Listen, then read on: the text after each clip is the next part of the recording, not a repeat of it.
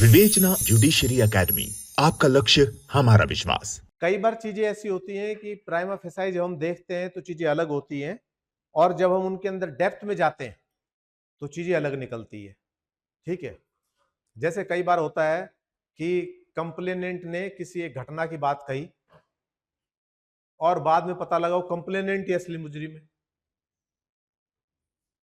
वो जिसका नाम लगा रहा था वो नहीं था।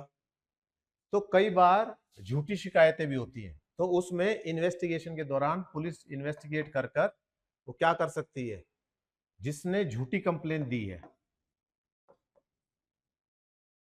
फॉल्स,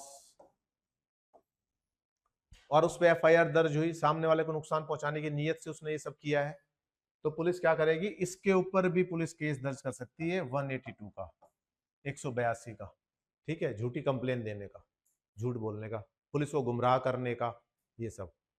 तो इस व्यक्ति के ऊपर भी, जो कंप्लेंट दे रहा है, इस व्यक्ति के ऊपर भी वो हो सकता है। ठीक है, केस चलेगा और इसके ऊपर भी पुलिस 182 के अंदर पर्चा दर्ज कर देगी।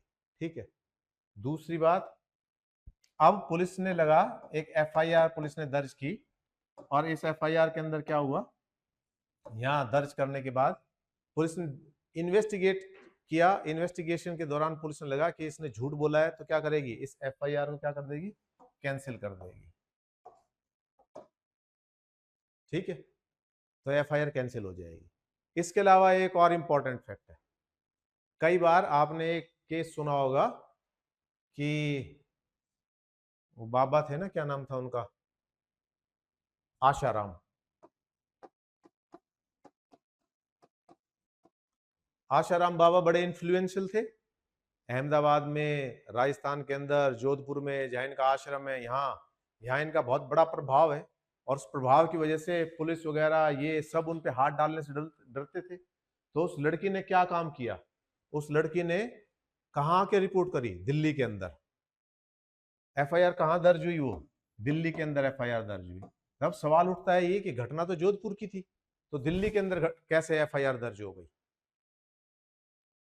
तो ऐसे में क्या होता है, कई बार आदमी की प्रायोरिटी होती है अपनी जान बचाना पहले। यदि वो लड़की है, उसके पेरेंट वहां से नहीं भागते तो हो सकता है उनके साथ कुछ अनहोनी घटना घट जाती।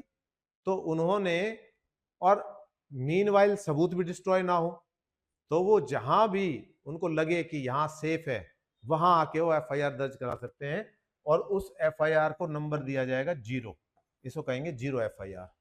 एफआईआर दर्ज करने के बाद वो कंसर्न थाना, जैसे मान लो जोधपुर की घटना थी, दिल्ली के अंदर एफआईआर दर्ज हो गई, ये एफआईआर किस नंबर से दर्ज होगी, 0 एफआईआर।